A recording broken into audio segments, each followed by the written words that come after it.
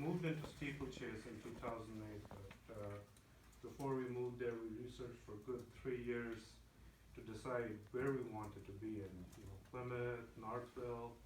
I moved here from Shelby Township on the east side, so been living there a good 5-6 years in Rochester and Rochester Hills before. But when we moved here, we had no idea what was happening in the neighborhood, right? We looked at Steeplechase, it was a good community. We looked at Northville Hills, it was a great community. Both communities were owned by Toll Brothers, so we decided on moving, but we looked at the houses, but we had no idea, besides the house, there was this big, ginormous sludge pipe that was open and funneling towards Northville and spewing all kinds of crap in the air. Had I known that, I would have never bought not just a house in Steeplechase, I would not buy an apartment in Northville. There I lived in Shelby Township in a decently $500,000 house. And here we're in a house that's close to $1 million, and this is the quality of life I have to live at. If I had to move, I would move somewhere else besides Northville. I would never live in Northville for that quality of life. At that time, we didn't even have kids. But so we go about our regular business before we even find out. How we actually found out about it was strange. We would go towards, I'm by 7 Mile and Ridge. So when we get out of the subdivision by 7 Mile, we would get like methane smell. We call Consumer Synergy, DTE. Every time we call, no, this is not a gas leak. They would follow up. We called 2-3 times. Every time it was the same thing, same spot where we smell it.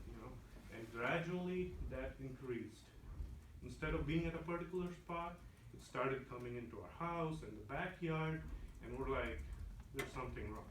And then recently, I think last year and a half or two, we find out that this is all resultant of Arbor Hills, and things have gotten worse. So, but I'd like you to consider, and now we have kids, and we built deck and patio in the back, spent a few $100,000 into the house, but you can't get out and have parties outside. What's worse is that even inside the house it smells. Even I'm getting smells from the drains itself of methane. It's so horrible.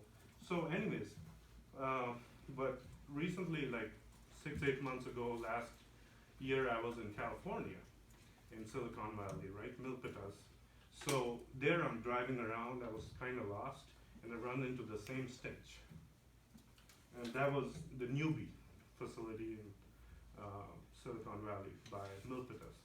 And I did some research on them, and basically in California, there were like 44 different dumps that have been closed down.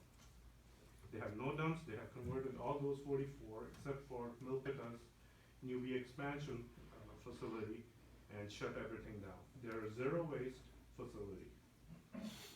No dumps allowed. So I would really suggest you do some research. You guys are qualified people. Do some research, find out what could be done, how could we be a zero waste facility. Close this place down. Look at Newbie expansion. They're in the same boat we're in. That's the only one place open in Silicon Valley completely. And that's on the border of Silicon Valley. They want to shut down too. They're the same situation we're in. We gotta look at that, and all the dump that's coming here, like here is from Toronto. You can't recycle dump in Ontario. They send it here. So we should be imposing taxes on the dump that comes here and not taking trash. Why are we the dumping grounds? So that's what I would propose if I were you. And really, I have a question. Why is your facility or your committee called Solid Waste Planning Committee? It should be Zero Waste Planning Committee. Yes. Shut the waste down. Take it off. Let's look at zero waste. This is like 50 years old when people's waste was wood, maybe bricks, concrete. This is outdated. Let's look at zero waste and adopt that. Yes, yes. So that's all I have to say. Thank you. Thank you.